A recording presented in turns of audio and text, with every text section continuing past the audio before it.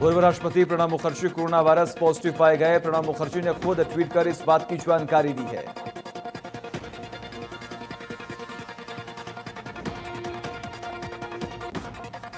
राम मंदिर निर्माण को लेकर छपा पत्रक 10 करोड़ परिवारों तक पहुंचाने का रखा गया लक्ष्य। श्री राम जन्मभूमि तीर्थ ट्रस्ट ने छपवाए 10,000 पत्रक।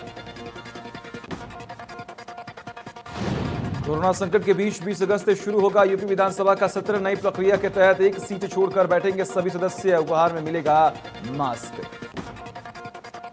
बाढ़ नियंत्रण को लेकर सीएम योगी ने वीडियो कॉन्फ्रेंसिंग के जरिए की बैठक। बाढ़ प्रभावित जिलों के डीएम हुए शामिल।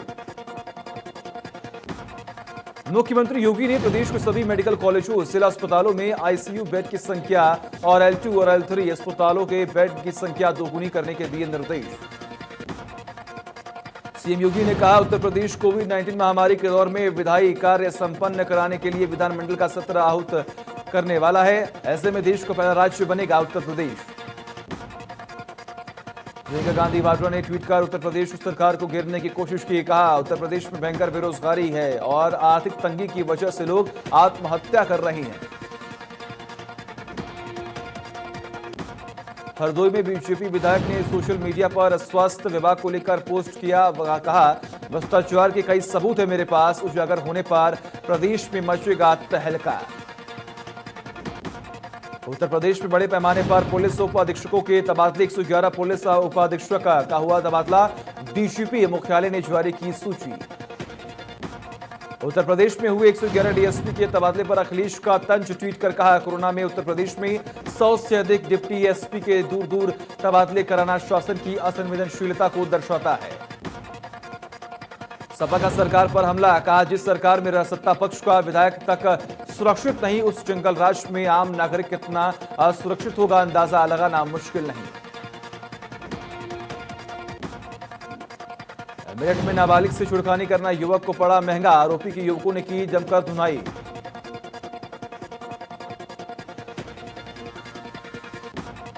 बस्ती में शासनादेश में नियमों के खिलाफ प्राइमरी स्कूल के ड्रेस खरीद में किए गए घोटाले को खबर इंडिया न्यूज ने बड़े ही प्रमुखता से दिखाया, जिसके बाद हड़कंप सा मचा हुआ है। बागपत में गौवंश कटान कर ले जा रही गाड़ी में तोड़फोड़ की गई। ग्रामीणों के गुस्से को देख भागे गौ तस्कर। ग्रामीणों ने आरोपी गौ तस्करों पर सख्त कार्रवाई की मांग की।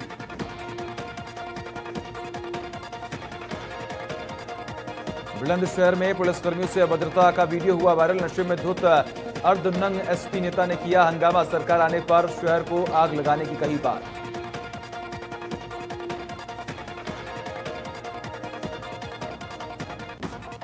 हरदोई में गला रेत कर युवक की निर्मम हत्या। इंडस्ट्रियल एरिया के पास से मिला शव। कल रात से घर से गायब था युवक। संडिला के भगवंत नगर का रहने वाला था युवक। फतेहपुर में दशकों से चले आ रहे खूनी खेल का अंत नहीं हो रहा। ताजा मामला खकरेहू गांव का है, जहां प्रधानी की रंजिश में ग्राम प्रधान के बेटे को हमलावरों ने गोली मार दी।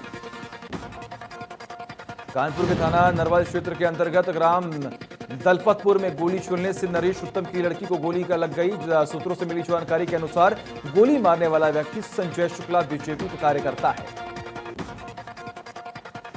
बुलंदशहर के खुर्जा देहात थाना क्षेत्र में 2 पुत्रों ने मिलकर अपने पिता की गला दबाकर हत्या कर दी। पुलिस ने दोनों पुत्रों को गिरफ्तार कर लिया है और शव को अपने कब्जे में लेकर पोस्टमार्टम के लिए भिजवा दिया है।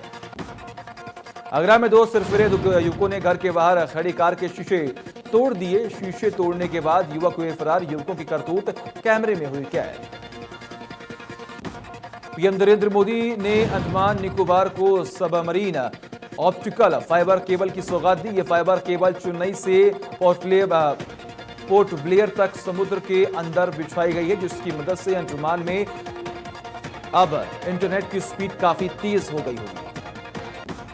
कांग्रेस के पूर्व अध्यक्ष राहुल गांधी ने नए पर्यावरण प्रभाव आकलन 2020 ड्राफ्ट का विरोध किया है। उन्होंने मसौदे को वापस लिए जाने की मांग की है। देश में कोरोना का विस्फोट जारी है। 24 घंटे में 64,000 से ज्यादा नए केस आए सामने। कोरोना मरीजों की संख्या 22 लाख के पार हो चुकी है। उत्तर प्रदेश में भी तेजी से बढ़ रहा है कोरोना मरीजों का आंकड़ा। पिछले 24 घंटे में 4,687 नए मरीज आए सामने। प्रदेश में कोरोना संक्रमितों की संख्या 1,22,000 को पार कर चुकी है। कोरोना को लेकर सपा ने प्रदेश और सरकार पर साधा है निशाना। ट्वीट कर कहा, कोरोना की भयावह स्थिति बरकरार, भाजपा सरकार सुनने को नहीं है तैयार। प्रदेश में 4,687 नए केसेस आए सामने। उत्तराखंड में भी कोरोना तेजी से फैल रहा है, अपना पांव पसार रहा है। पिछले 24 घंटे में 200 से ज्यादा नए केस आए सामने। प्रदेश में कुल संक्रमितों की संख्या 9,632 पहुंची है।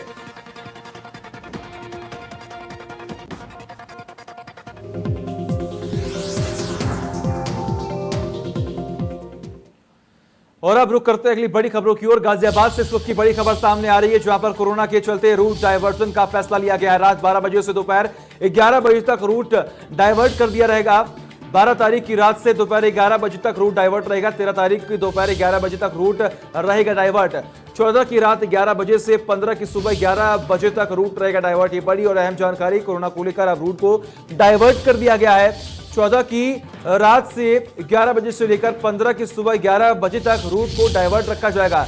ये बड़ी और अहम जानकारी हम आपको दे रहे हैं। कोरोना को लेकर अब रूट को डाइवर्ट यहां पर किया जा रहा है। 15 अगस्त के चलते रूट डाइवर्जन का फैसला यहां पर लिया गया। ये बड़ी खबर। रात 12 बजे से दोपहर 11 बजे तक रूट रहेगा डाइवर्ट, क्योंकि 15 अगस्त अब नजदीक है। 12 तारीख की रात से दोपहर 11 बजे तक रूट रहेगा डाइवर्ट। ये बड़ी और अहम जानकारी। 13 तारीख की दोपहर 11 बजे से रूट रहेगा डाइवर्ट। बड़ी और अहम जानकारी। 14 की रात 11 बजे से 15 की सुबह 11 बजे तक अब डाइवर्ट रहेंगे ये सभी रूट। बड़ी और अहम जानकारी लगातार आपकी टीवी स्क्रीन पर हम आपको दे रहे हैं। बड़ी खबर आपकी टीवी स्क्रीन पर लगातार 15 अगस्त को लेकर तमाम तैयारियां जो यहां पर की जा रही है।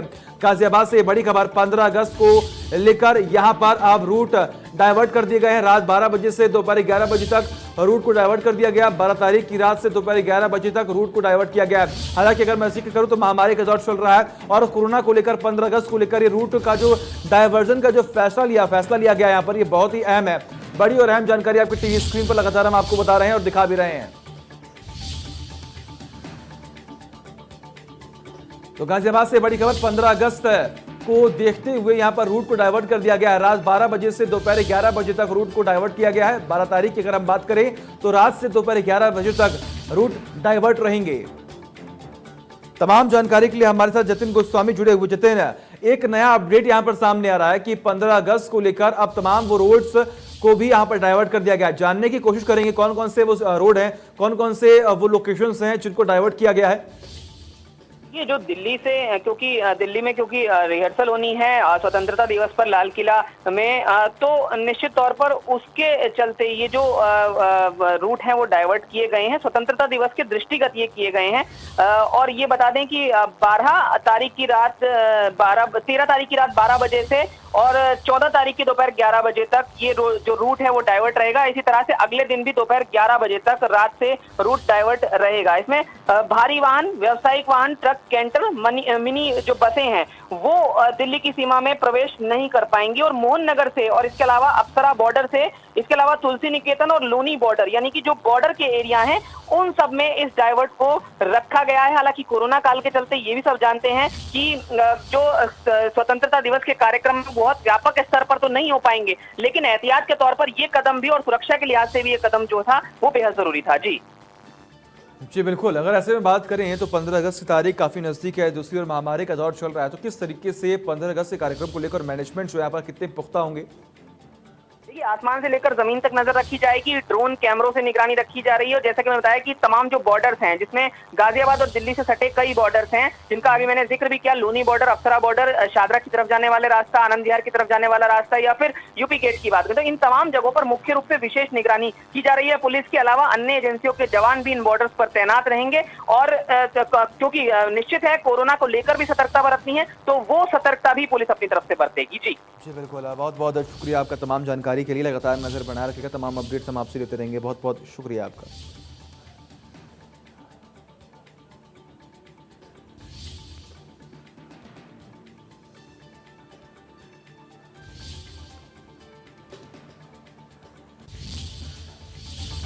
और इस जन्माष्टमी पर कोरोना की वजह से लड्डू गोपाल के दर्शन सिर्फ ऑनलाइन हो पाएंगे। गाजियाबाद के राजनगर स्थित इस्कॉन टेंपल की तरफ से ये जानकारी दी गई है। मंदिर प्रशासन का कहना है कि जन्माष्टमी के दिन क्या कुछ तैयारी की जाएगी, ये सारी चीजें आपको ऑनलाइन देखने को मिलेंगी। मंदिर प्रशासन का कहना है कि जन्माष्टमी के दिन मंदिर में हजारों भक्तों की भीड़ उमड़ती है, लेकिन कोरोना काल में भक्तों की सेहत का ध्यान रखते हुए इस बार ये मुमकिन नहीं है। इसलिए मंदिर ने ये फैसला लिया है कि पूरा दिन भगवान श्री कृष्ण के दर्शन के लिए यूट्यूब और फेसबुक पर लाइव दर्शन करवाए जाएंगे।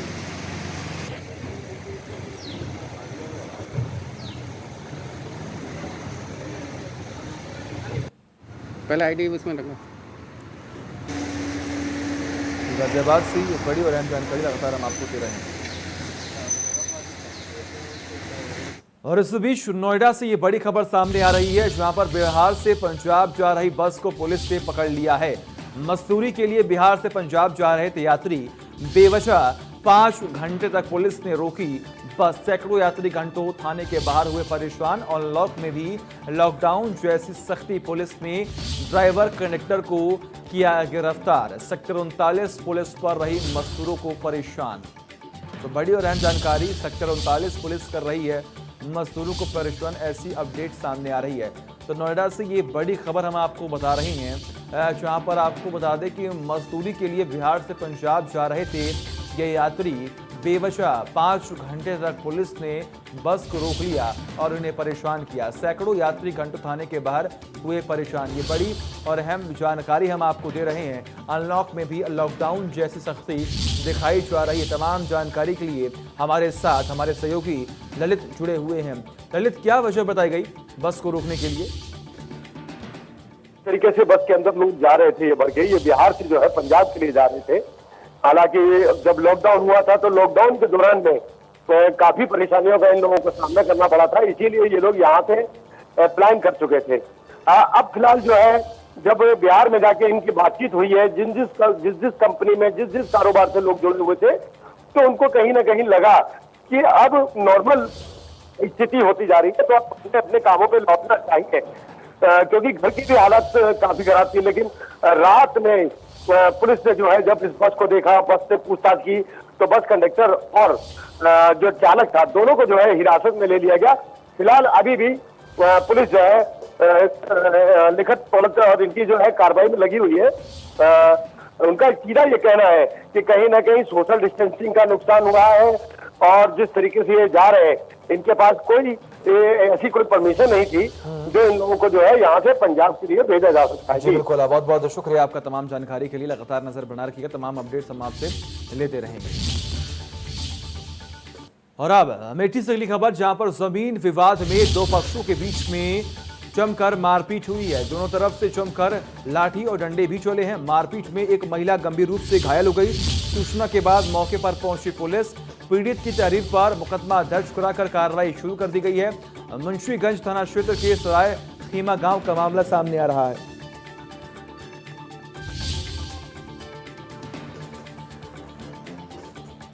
तो ये बड़ी और अहम जानकारी हम आपको दे रहे हैं। आपको बता दें कि तस्वीरें निकलकर सामने आ रही हैं, जहां पर दो गुटों के बीच में जमकर मारपीट हुई है। और तमाम जानकारी के लिए हमारे साथ हमारे सहयोगी अरविंद जुड़े हुए हैं। अरविंद, उत्तर प्रदेश में अगर हम बात करें तो लगातार जमीनी विवाद का जो मसला है वो बढ़ता ही चला जा रहा है, चाहे वो हम सोनभद्र की बात करें, चाहे हम कहीं और की बात करें। लेकिन ऐसे में यहाँ पर अभी तक क्या कुछ कार्रवाई की गई?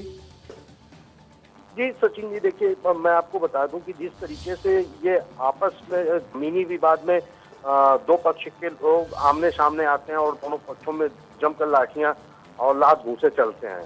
मारपीट में महिला गंभीर रूप से घायल हुई है। उसके बाद पुलिस को सूचना दी गई है। प्रथम दृष्टया मुकदमा पंजीकृत करने के बाद पुलिस अपनी कार्यवाही कर रही है। हालांकि अभी इस मामले पर किसी पुलिस अधिकारी ने कोई वर्जन या कोई बात नहीं की है।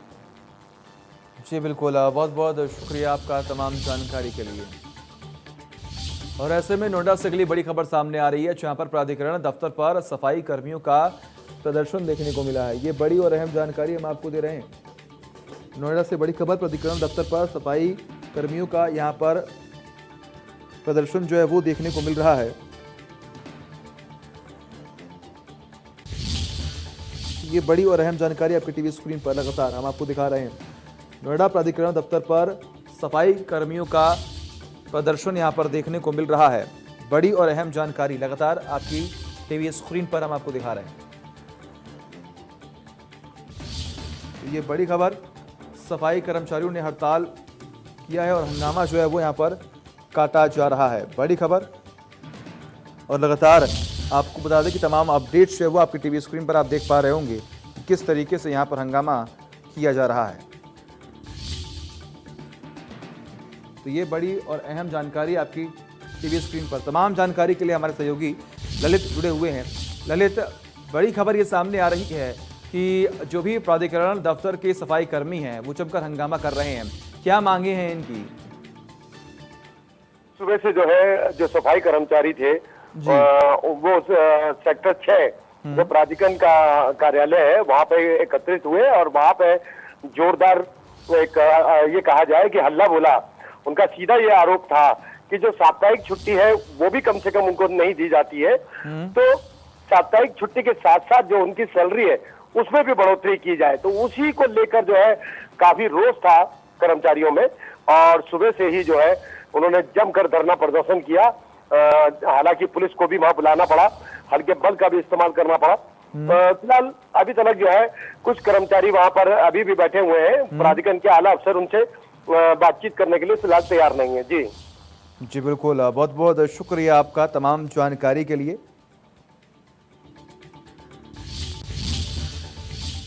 और वहीं हरदोई में खंड शिक्षा अधिकारी रिश्वत लेते हुए वीडियो उसका वायरल हो गया। बता दें कि खंड शिक्षा अधिकारी शुचि गुप्ता एक पेंशनर से 10,000 रुपए मांगने का वीडियो हो रहा है वायरल। इसकी जानकारी जब बीएसए को लगी तो उन्होंने मामले की रिपोर्ट दर्ज कराई है। तो हरदोई की ये तस्वीरें, एक पेंशन धारक से रिश्वत की मांग यहाँ पर की जा रही है। 10,000 रुपए रिश्वत मांगने का वीडियो हुआ वायरल, जिसके बाद अब कार्रवाई की गई है।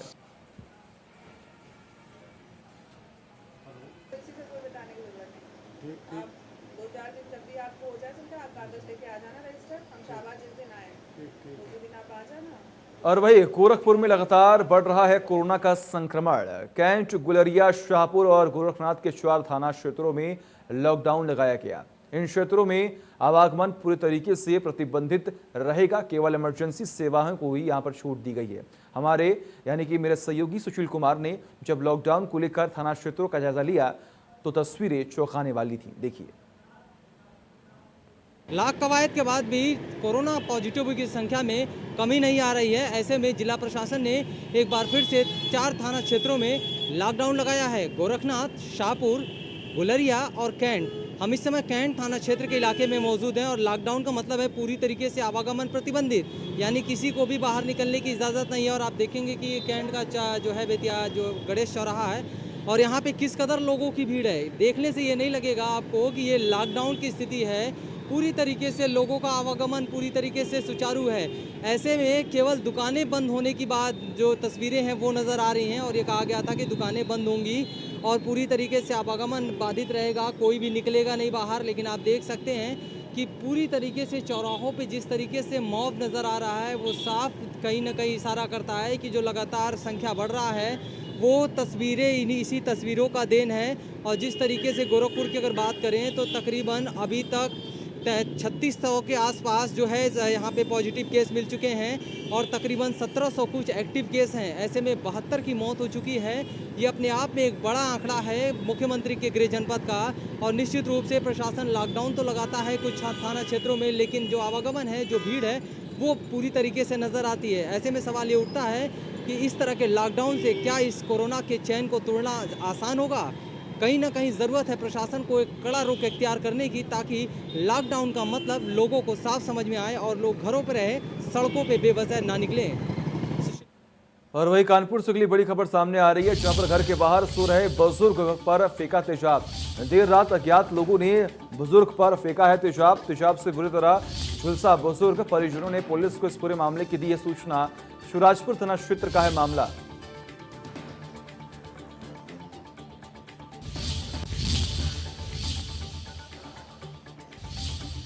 तो कानपुर से ये बड़ी खबर सामने आ रही है, जहां पर आपको बता दें कि बुजुर्ग रात में सो रहा था और उसके ऊपर तेजाब फेंक दिया गया, जिसके बाद वो बुरे तरीके से झुलस गया।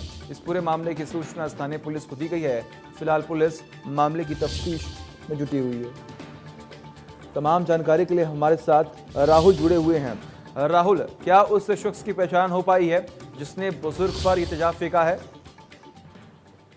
मामले की पुलिस जांच कर रही है, क्योंकि कहीं ना कहीं रात को सोते समय की ये पूरी घटना है। पुलिस का कहना है कि जो बुजुर्ग है जिनके ऊपर ये हमला किया गया, जिस तरीके से उनके ऊपर तेजाब डाला गया, कहीं ना कहीं वो भी अभी हमलावरों को शिनाख्त नहीं कर पाए हैं, अज्ञात लोग हैं। फिलहाल उनसे पूछताछ की जो भी बुजुर्ग ने जानकारी दी है, उस आधार पर जो पुलिस है वो पुलिस इन हमलावरों की तलाश कर रही है। जी बिल्कुल, बहुत बहुत शुक्रिया आपका तमाम जानकारी के लिए।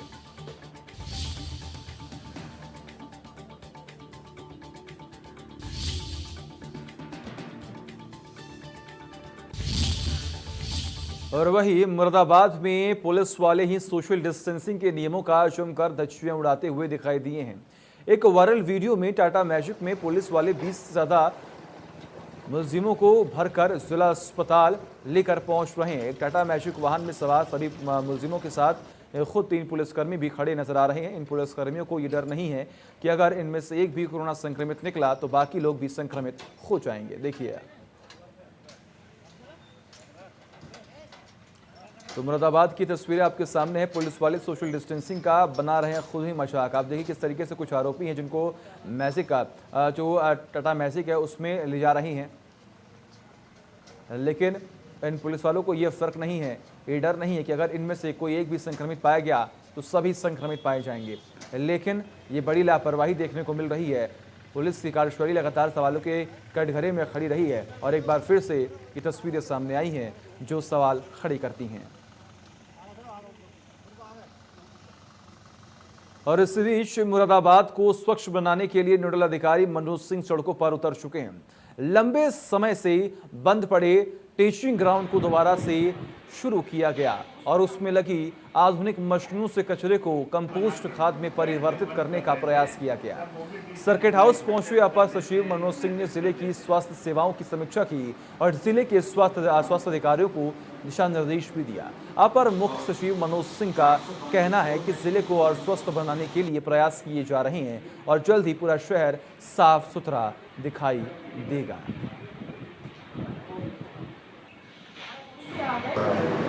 नगर निगम और नगर निकाय और नगर पंचायतों की मीटिंग की और अभी सीएमओ और उनसे मेडिकल से जुड़े हुए स्टाफ की मीटिंग की और पूरी समीक्षा मैंने की है। जो यहाँ पर कोविड के केसेस आए थे, ज़्यादा आए थे, वो कारण आप लोग जानते ही हैं कि पीटीसी में और बीएससी में जवान काफ़ी निकल आए थे। अब ये केसेस कम होंगे। बाकी जो व्यवस्थाएं यहाँ पर बताई गई कि मेडिकल वार्ड में एसी की व्यवस्था करानी है, तो वो हम लोगों ने निर्देश दिए हैं। जिलाधिकारी महोदय वो अपने प्रयासों से समस्त जो वार्ड लगे हुए हैं उसमें भी एसी लगवाएंगे। पीपीई किट के बारे में बताया गया कि वो थोड़ा सफोकेटिंग है, तो गाड़ियाँ की ठीक से व्यवस्था हो जिसमें एयर कंडीशनर हो, ताकि जाके जो भी टेस्टिंग कर रहा है वो सफोकेट ना करे।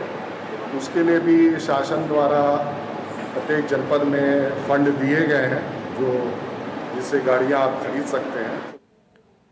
और वही देवरिया में उस समय नदियां उफान पर हैं। कई गांवों में बाढ़ का पानी घुस चुका है जिसमें जनजीवन काफी अस्त व्यस्त हो चुका है। वही जिला मुख्यालय के लगभग 50 किलोमीटर दूर बरहज तहसील क्षेत्र के आधा दर्जन गांव बाढ़ से प्रभावित हैं। सरयू और राप्ती नदी ने अपना रौद्र रूप दिखाना शुरू कर दिया है। जिला प्रशासन के अफसर इन गांवों में जाकर बाढ़ से प्रभावित लोगों को राशन किट मुहैया करा रहे हैं और राहत कार्य में जुट गए हैं।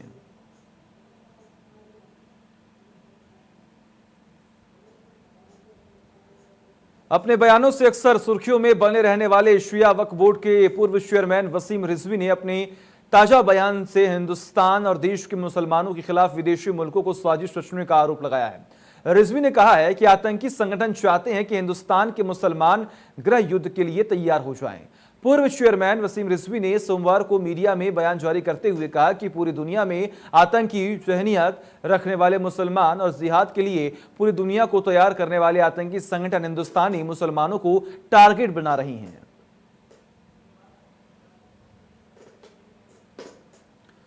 और इसी के साथ फिलहाल खबरों में बस इतना ही। देखते रहिए इंडिया न्यूज। नमस्कार।